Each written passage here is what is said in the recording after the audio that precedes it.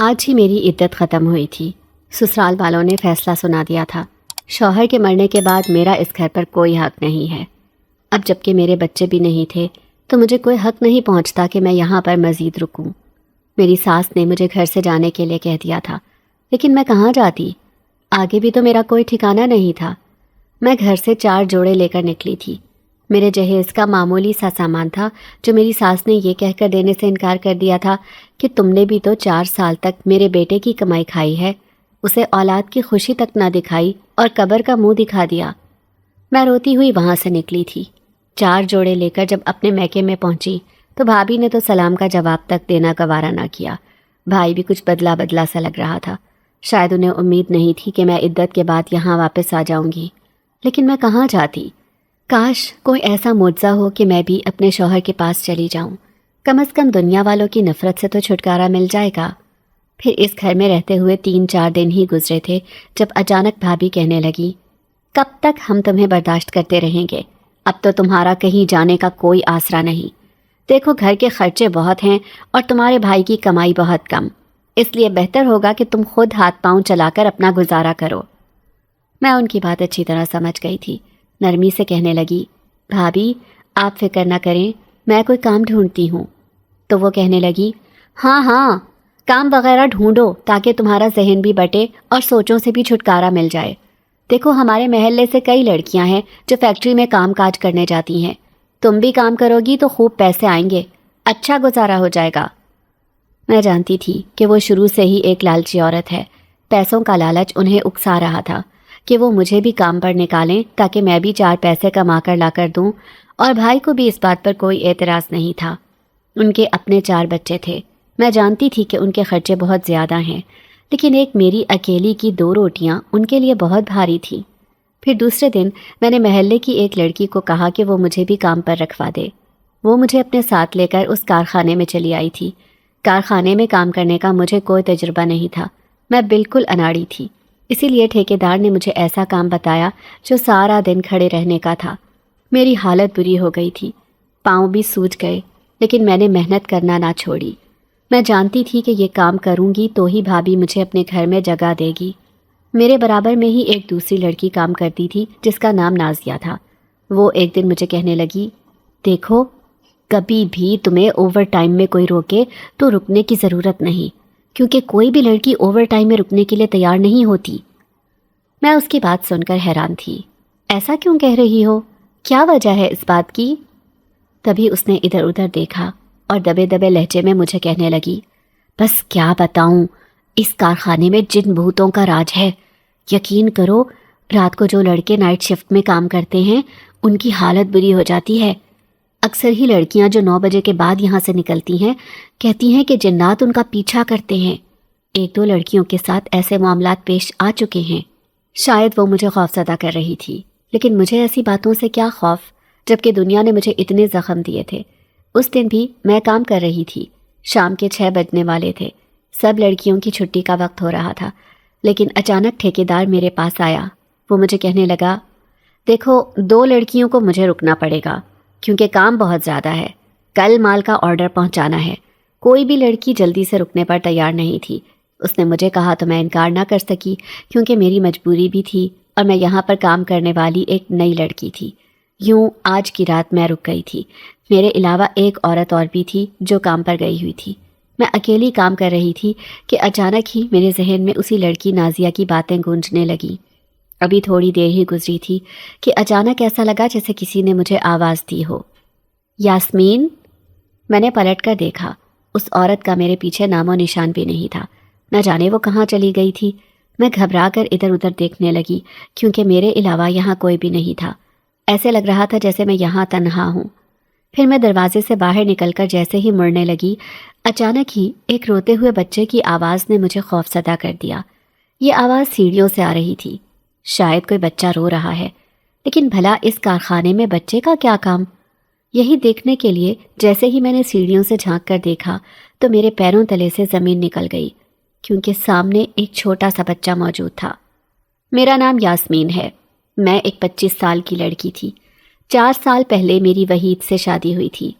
یہ شادی میری ماں کی رضامندی سے ہوئی تھی کیونکہ وہ بہت بیمار تھیں۔ سادگی سے میری شادی ہونے کے بعد وہ 3 مہینے زندہ رہیں۔ اس کے بعد اس دنیا سے رخصت ہو گئیں۔ میری ماں کے علاوہ اس دنیا میں میرا ایک بھائی تھا، لیکن میرے بھائی کو میری بالکل بھی فکر نہ تھی۔ بس وہ اپنے کندھوں سے میرا بوجھ اتارنا چاہتا تھا۔ تبھی تو میری شادی اس نے ایک بیمار لڑکے سے کر دی جسے گردوں کا مرض تھا۔ اب ماں تو رہی نہ تھی، شوہر کا ہی آسرا تھا۔ 4 سال تک میں نے اس کی خوب خدمت کی۔ وہ بیمار آدمی بھلا مجھے کہاں اولاد کا سکھ دیتا؟ اس سے تو میرے خرچے ہی پورے نہیں ہو رہے تھے، کیونکہ مجھے میری ساس ہی پال رہی تھی۔ وہ صرف مجھے اپنے بیٹے کی خدمت گزاری کرنے کے لیے لے کر آئی تھی۔ پھر آخر کار ایک دن میرے شوہر کا انتقال ہو گیا، اور جیسے ہی عدت ختم ہوئی ساس نے بھی مجھے گھر سے نکال دیا۔ پھر میں بھائی بھابھی کے پاس دوبارہ آ گئی۔ بھابھی انتہائی لالچی اور اکھڑ مزاج عورت تھی۔ اسے میرا وجود کہاں برداشت ہوتا، تبھی تو میں کام کرنے لگی تھی۔ لیکن اس کارخانے میں جب اس رات میں نائٹ شفٹ میں رکی تو مجھے بچے کے رونے کی آوازیں آنے لگیں۔ اس سے پہلے کہ میں سیڑھیوں کی طرف جاتی، اچانک ہی ٹھیکیدار کی آواز نے مجھے رکنے پر مجبور کر دیا۔ یہاں کیا کر رہی ہو تم؟ میں ایک دم سے ہی اچھل پڑی تھی۔ میں گھبرا کر کہنے لگی، وہ صاحب جی، یہاں پر کسی بچے کی آوازیں آ رہی تھیں۔ یہ سن کر وہ کہنے لگا، دوبارہ اس طرف نہ آنا، دیکھو تمہارا کام اندر روم کا ہے، اس لیے وہیں پر کام کرو۔ اس نے نرمی سے مجھے اندر کی طرف بھیج دیا تھا، جبکہ میں گھبرا رہی تھی۔ میں نے دیکھا کہ وہ عورت اب اپنی جگہ پر کام کر رہی تھی۔ وہ عجیب سی نظروں سے مجھے دیکھ رہی تھی۔ پھر میرے پاس آ کر سرگوشی میں کہنے لگی، رات کو آنے والی آوازوں پر دھیان نہیں دیتے، بس اپنا کام خاموشی سے کرو۔ میں نے اس کی بات مان لی تھی۔ میں جلدی جلدی کام کر رہی تھی، لیکن دل میں سوچ رہی تھی کہ نازیہ ٹھیک ہی کہتی ہے، مجھے ہرگز رکنا نہیں چاہیے تھا۔ اب جیسے ہی 9 بجے چھٹی ہوئی تو میں تیز تیز قدموں سے گھر کی طرف جانے لگی۔ اتنا فاصلہ تو نہیں تھا، لیکن پھر بھی یہ راستہ مجھے پیدل ہی طے کرنا تھا۔ میں اس راستے سے گزر رہی تھی جب اچانک جھاڑیوں سے مجھے پھر سے کسی بچے کے رونے کی آواز آئی تو میرے رونگٹے کھڑے ہو گئے۔ میں ہرگز جھاڑیوں کے پیچھے جھانک کر نہ دیکھتی اگر مجھے خون کے قطرے زمین پر پڑے ہوئے نظر نہ آتے۔ اب تو میں مجبور ہو گئی تھی۔ جیسے ہی وہاں گئی تو میرے منہ سے چیخ نکلی تھی۔ وہاں ایک بچہ جو 3-4 سال کا تھا، اس کا ماتھا زخمی تھا اور وہ رو رہا تھا۔ بچہ بڑا ہی خوبصورت تھا۔ میرا دل تڑپ کر رہ گیا۔ کون ظالم تھا جو بچے کو یہاں چھوڑ کر گیا ہے؟ میں نے فوراً ہی اسے بازو میں اٹھایا تھا۔ میں اسے لے کر ہسپتال بھاگی۔ ٹھیکیدار نے مجھ پر مہربانی کی تھی کیونکہ میں مجبور تھی اور وہ جانتا تھا کہ مجھے پیسوں کی ضرورت بھی ہے، اسی لیے اس نے آج مجھے پیسے دے دیے تھے جنہیں خوشی خوشی میں گھر لے کر جا رہی تھی۔ لیکن اب وہ پیسے میں نے اس بچے کے زخم پر لگا دیے تھے۔ بچہ مسلسل روئے جا رہا تھا۔ ڈاکٹر نے مجھ سے سوال کیا، یہ بچہ آپ کا ہے؟ میں نے اسے جھوٹ کہہ دیا تھا کہ ہاں یہ میرا ہی بچہ ہے، لیکن دوسری طرف میں گھبرا بھی رہی تھی۔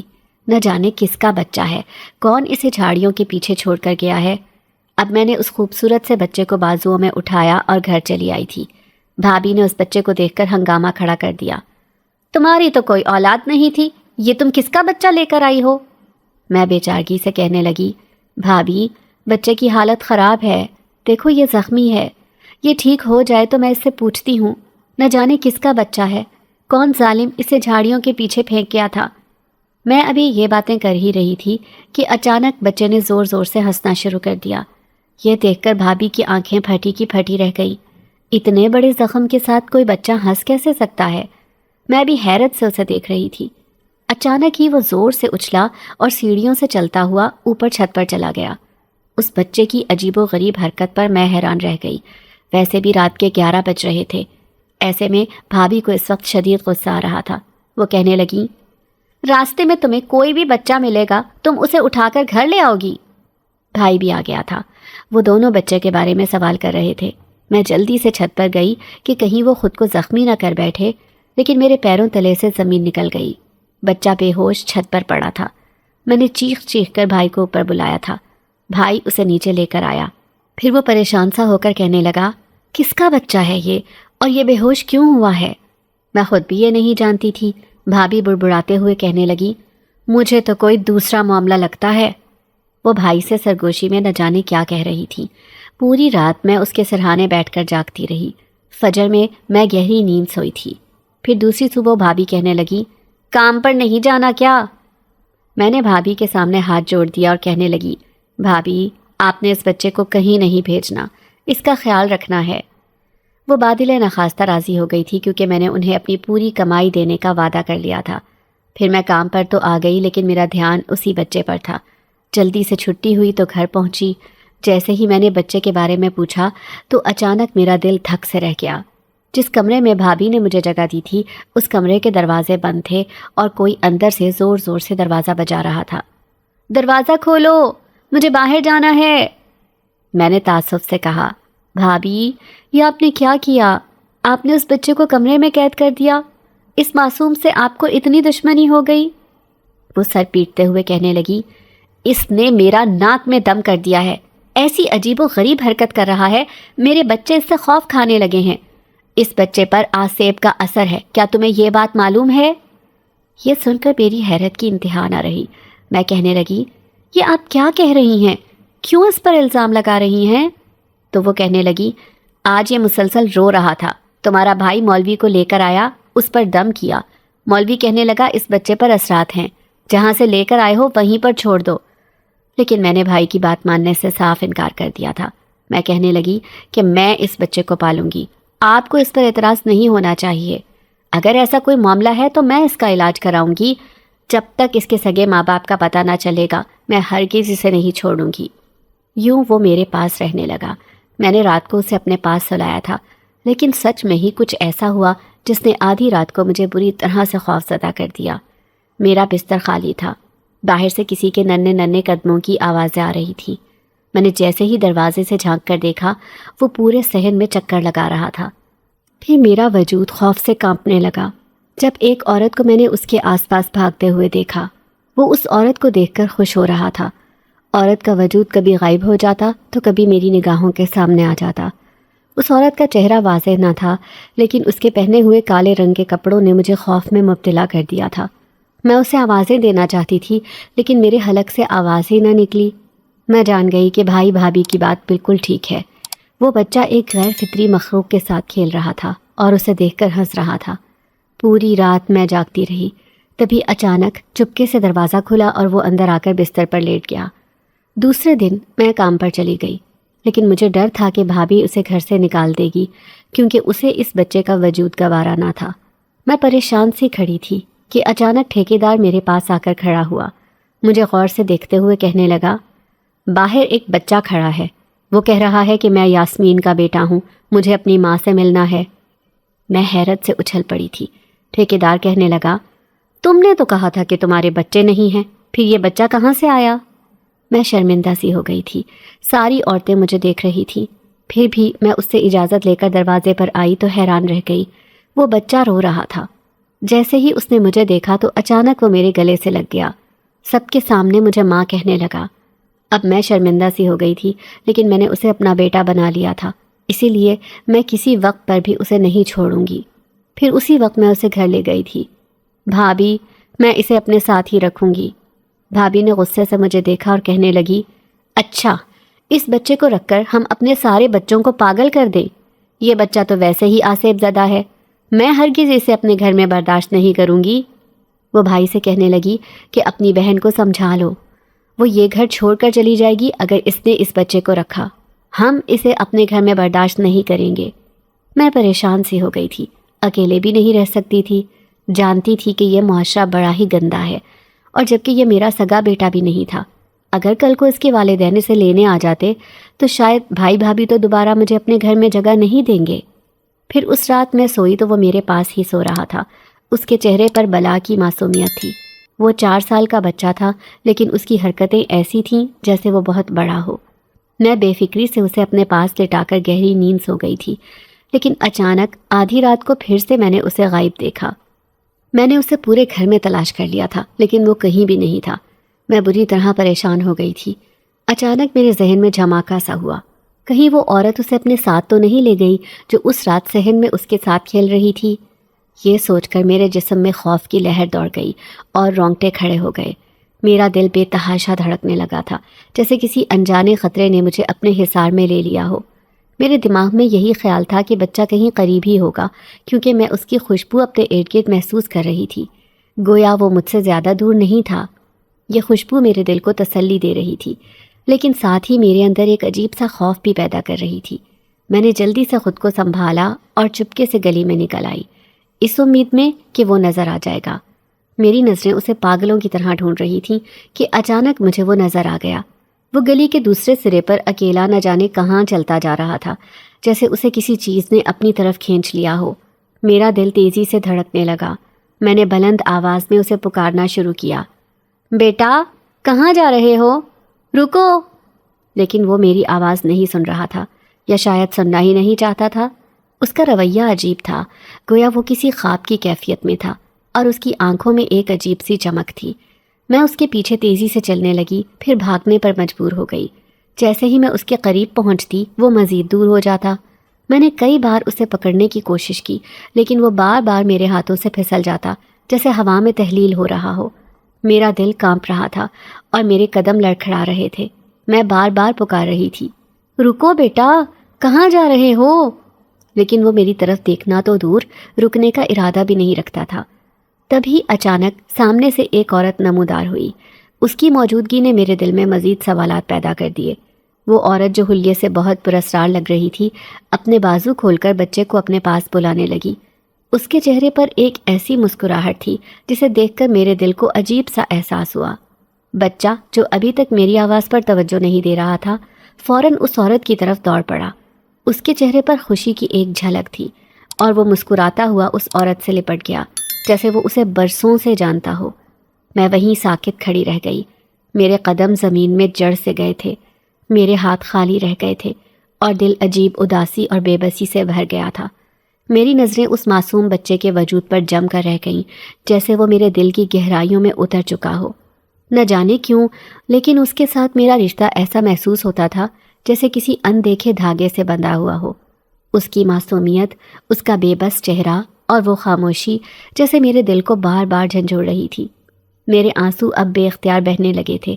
وہ عورت اور بچہ اب میری نظروں سے اوجھل ہو چکے تھے، لیکن میں ابھی بھی وہیں کھڑی تھی، گہرے خیالات میں گم۔ میرے دل میں کئی سوالات پیدا ہو رہے تھے۔ وہ عورت کون تھی؟ بچہ اس سے کیسے اتنی جلدی مانوس ہو گیا؟ کیا وہ اس کی ماں تھی یا پھر کوئی اور؟ اسی لمحے مجھے اپنے گال پر نمی محسوس ہوئی۔ میں نے جلدی سے آنکھیں کھول دیں اور تب احساس ہوا کہ یہ سب محض ایک خواب تھا۔ لیکن یہ خواب اتنا حقیقی محسوس ہوا کہ میرے دل کی دھڑکنیں تیز ہو گئیں۔ میں نے دیکھا کہ وہ معصوم بچہ میرے قریب ہی سو رہا تھا، بے خبر اور سکون میں۔ یہ خواب مجھے اندر سے ہلا کر رکھ چکا تھا۔ میرے ذہن میں ایک ہی سوال تھا کہ کیا اس خواب کا کوئی مطلب تھا؟ کیا یہ محض میرے دل کا وسوسہ تھا یا پھر کسی آنے والے واقعے کی نشانی؟ اس بچے کی موجودگی نے میری زندگی میں عجیب سی کیفیت پیدا کر دی تھی۔ اس کی معصومیت اور اس کے وجود نے میرے دل کو اپنے حصار میں لے لیا تھا، لیکن ساتھ ہی اس کے ساتھ پیش آنے والے غیر معمولی حالات نے مجھے مزید الجھن میں ڈال دیا تھا۔ میں نے خود کو یقین دلایا کہ یہ محض ایک خواب تھا، لیکن دل میں خوف باقی رہا کہ کہیں یہ خواب حقیقت میں نہ بدل جائے۔ میں نے بچے کی طرف دیکھا جو سکون سے سو رہا تھا، اور دل میں ایک دعا کی کہ اللہ اسے ہر مصیبت سے محفوظ رکھے، مگر ساتھ ہی میرے اندر یہ خواہش بھی پیدا ہو رہی تھی کہ اس خواب کے اسرار کو سمجھ سکوں اور یہ جان سکوں کہ آخر میرے دل میں یہ بے قراری کیوں ہے۔ میرے دل میں ایک ہی سوال گردش کر رہا تھا، یہ خواب کیوں آیا؟ اس خواب کا مطلب کیا تھا؟ کیا یہ اس بات کی نشانی تھی کہ اس بچے کی ماں کہیں اس کا انتظار کر رہی ہے، یا شاید یہ محض میرا دل تھا جو مجھے مزید الجھن میں ڈال رہا تھا؟ میرے قریب ہی وہ معصوم بچہ بے خبر نیند کے مزے لے رہا تھا، اور میں اسے دیکھتے ہوئے گہری سوچ میں ڈوب گئی تھی۔ اگلی صبح جب وہ بچہ میرے سامنے بیٹھا کھیل رہا تھا تو مجھ سے رہا نہ گیا۔ میں نے آہستہ سے پوچھا، بیٹا تمہاری ماں کہاں ہے؟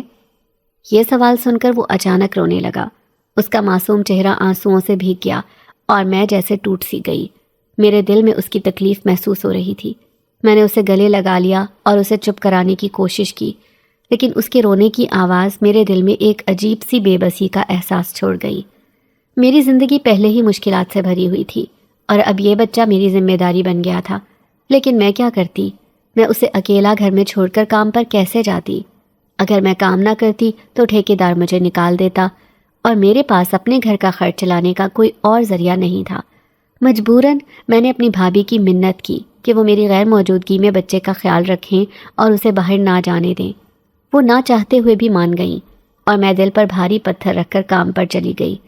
کارخانے میں کام کرتے ہوئے میرے دل و دماغ میں بس اسی بچے کی فکر تھی۔ میں سوچتی رہی کہ آخر وہ کون تھا، کہاں سے آیا تھا، اور اس کے ساتھ یہ غیر معمولی واقعات کیوں پیش آ رہے تھے۔ انہی سوچوں میں گم تھی کہ ٹھیکیدار میرے پاس آ کر کھڑا ہو گیا۔ وہ میرے چہرے پر اداسی اور فکر کے آثار دیکھ کر کہنے لگا، یاسمین تم ٹھیک تو ہو؟ کئی دنوں سے تمہیں پریشان دیکھ رہا ہوں۔ میں نے نظریں نیچی کر کے کہا، نہیں سب ٹھیک ہے، لیکن وہ سمجھ گیا کہ کچھ نہ کچھ تو ہے۔ اس نے تھوڑی دیر کی خاموشی کے بعد کہا، یاسمین میں جانتا ہوں کہ یہ بچہ تمہارا نہیں ہے، پھر بھی تم اسے کیوں پال رہی ہو؟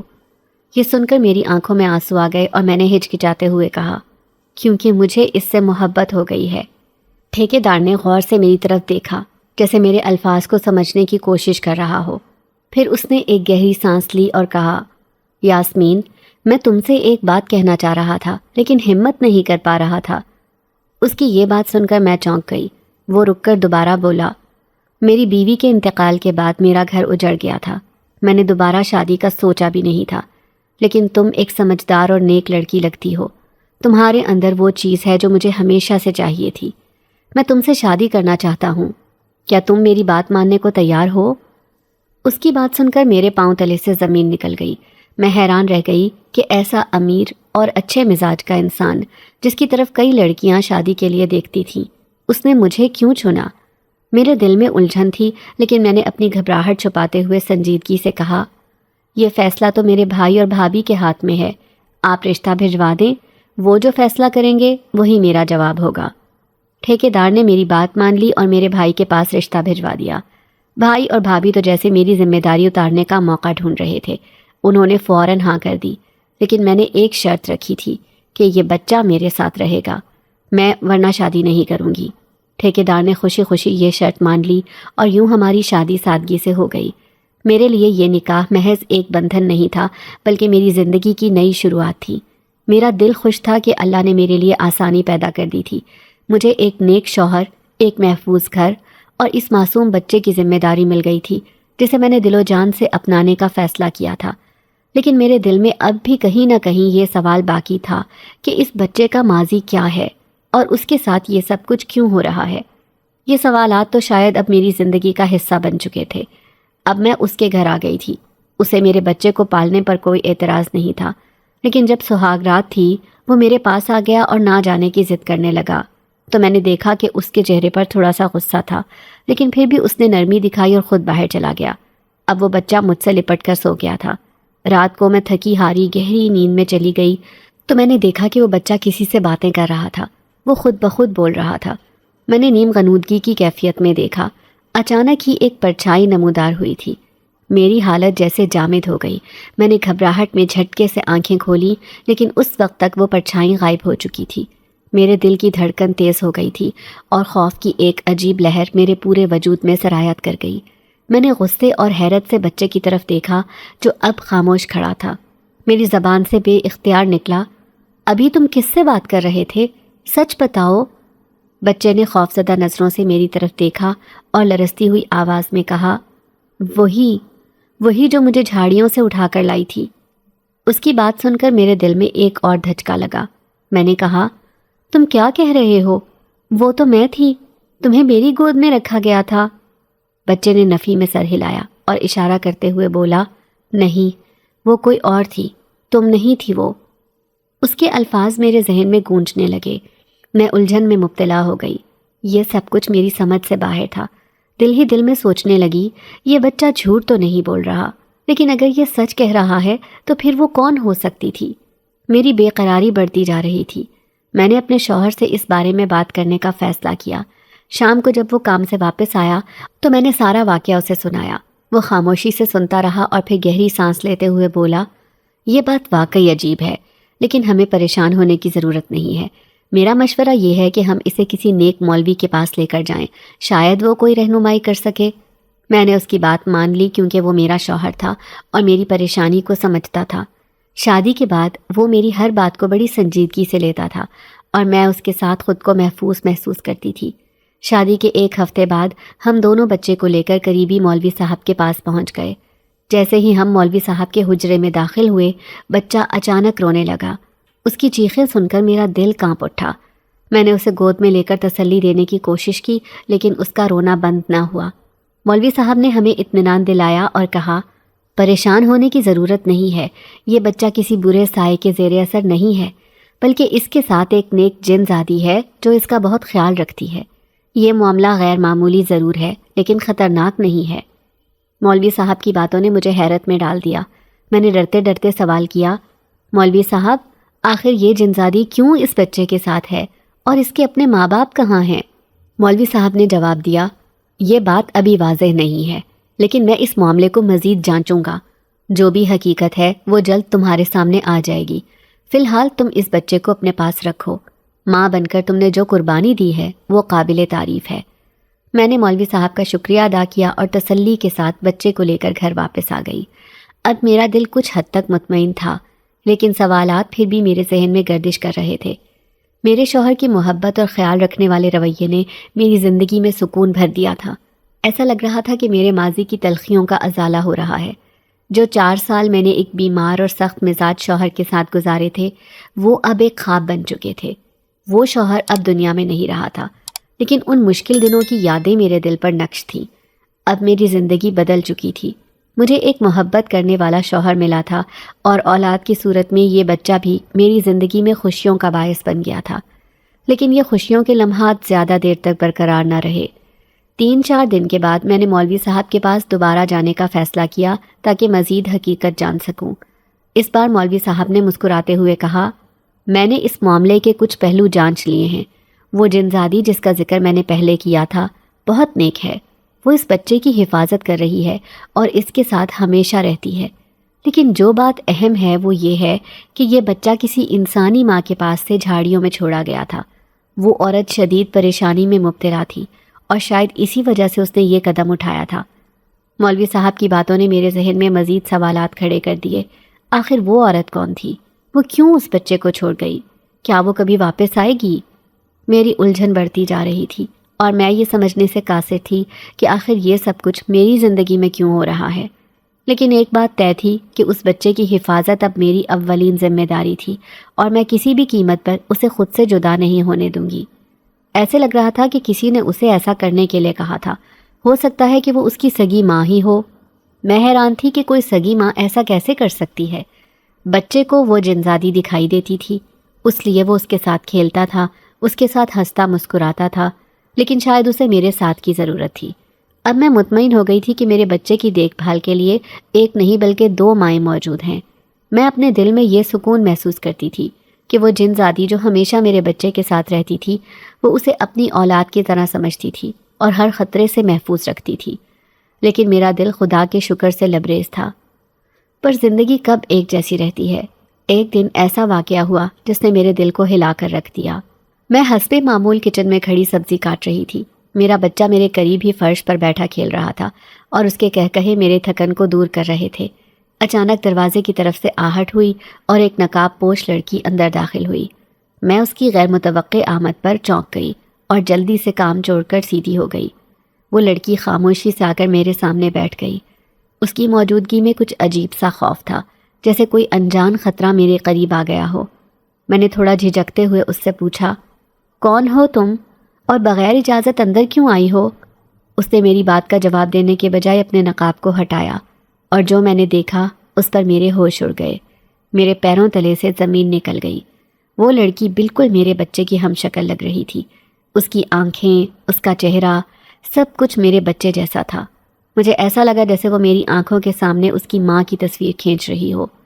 میں سکتے میں کھڑی تھی کہ اس نے اچانک میرے سامنے ہاتھ جوڑ دیے اور روتے ہوئے بولی، مجھے میرا بچہ دے دو۔ تم نے اتنے دنوں تک میرے بچے کا بہت خیال رکھا ہے، لیکن اب یہ میرا حق ہے کہ میں اسے اپنے پاس رکھوں۔ تمہاری بہت مہربانی ہوگی اگر تم مجھے میرا بچہ دے دو۔ اس کے الفاظ نے مجھے مزید حیرت میں ڈال دیا۔ میں نے سنبھل کر اس سے سخت لہجے میں کہا، یہ تم کیا کہہ رہی ہو؟ کون سا بچہ؟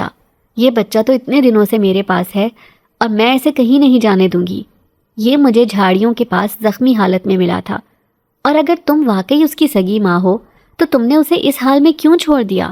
ماں ایسی ہوتی ہے جو اپنی اولاد کو اپنی جان سے بھی زیادہ عزیز رکھتی ہے، اور تم اسے اس طرح چھوڑ کر چلی گئی۔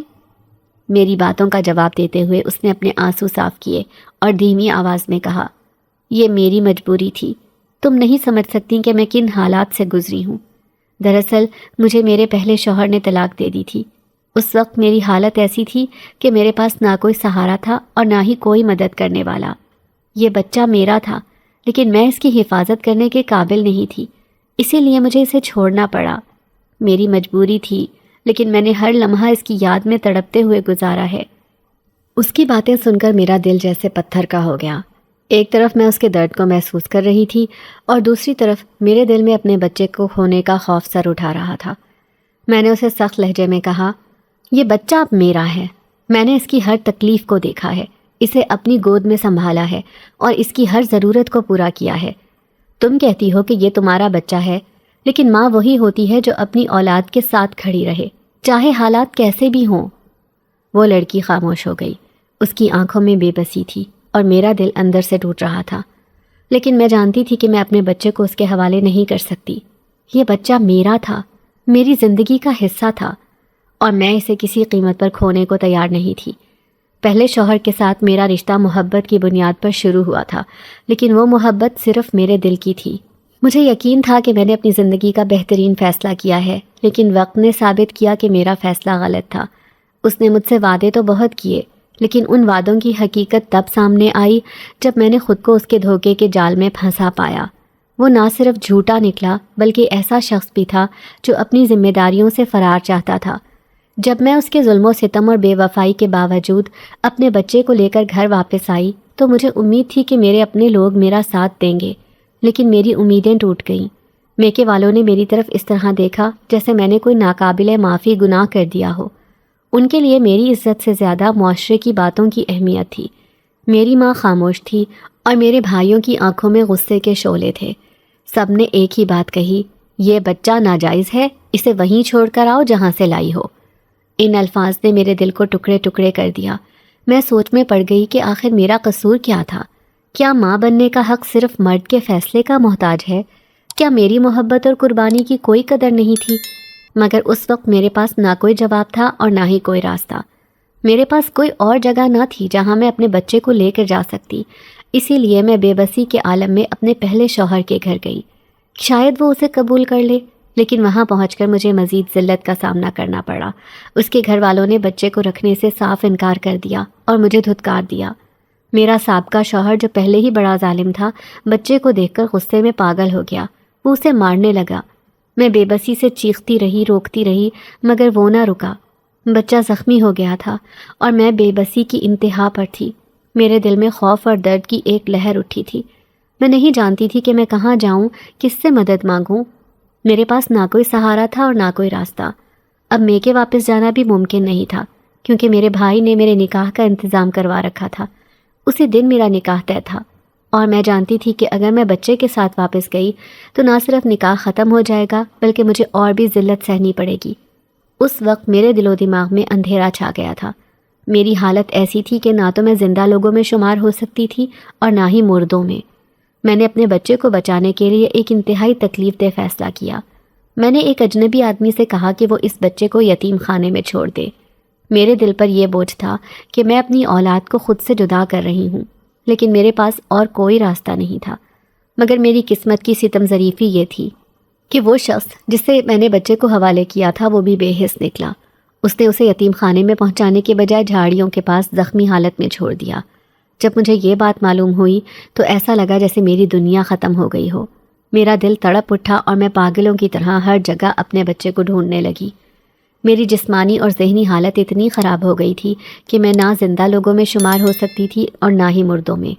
میری روح بے چین تھی اور میرا دل ہر لمحہ اپنے بچے کے بارے میں جاننے کی خواہش میں مبتلا تھا۔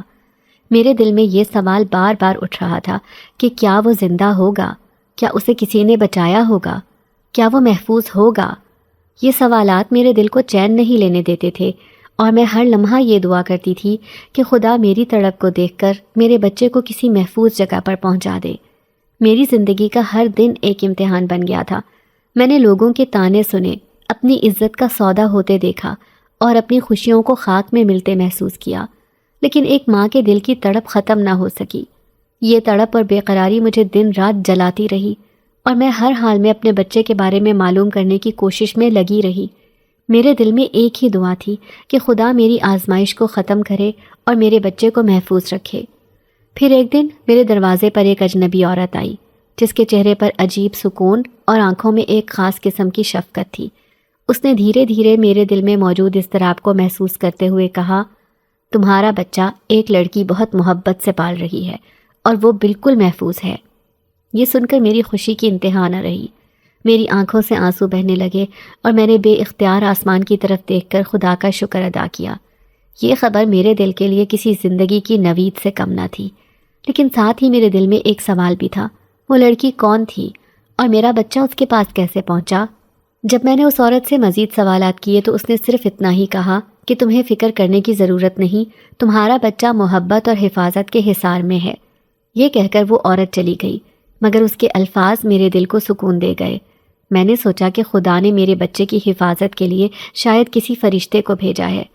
کچھ دن بعد میں نے اپنے دوسرے شوہر سے اس بچے کو اپنے پاس رکھنے کی اجازت مانگی۔ میں نے اپنے دل کی ساری باتیں ان کے سامنے رکھ دیں۔ حیرت کی بات یہ تھی کہ انہوں نے میری بات کو بغیر کسی اعتراض کے مان لیا اور کہا کہ اگر تمہارے دل کی تسکین اسی میں ہے تو میں تمہیں روکوں گا نہیں، تم اس بچے کو اپنا سمجھ کر لے آؤ۔ ان کے یہ الفاظ سن کر میرے دل کا بوجھ ہلکا ہو گیا تھا اور مجھے لگا کہ شاید میری زندگی میں خوشیوں کا نیا باب کھلنے والا ہے۔ پھر وہ دن آیا جب اس بچے کی حقیقی ماں میرے دروازے پر آئی۔ اس کی آنکھوں میں آنسو تھے اور اس کا چہرہ امید اور خوف کے عجیب امتزاج کا مظہر تھا۔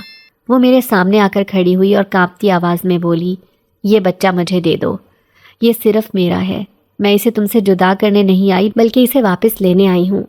اس کی باتوں نے میرے دل کو چیر کر رکھ دیا۔ میرے آنسو میرے گالوں پر بہنے لگے کیونکہ میں جانتی تھی کہ میں اس ماں سے اس کی اولاد نہیں چھین سکتی۔ میں نے خود کو سنبھالا اور اس عورت سے کہا، یہ بچہ میں نے اپنی اولاد کی طرح پالا ہے، لیکن میں جانتی ہوں کہ اس کا حق صرف تمہارا ہے۔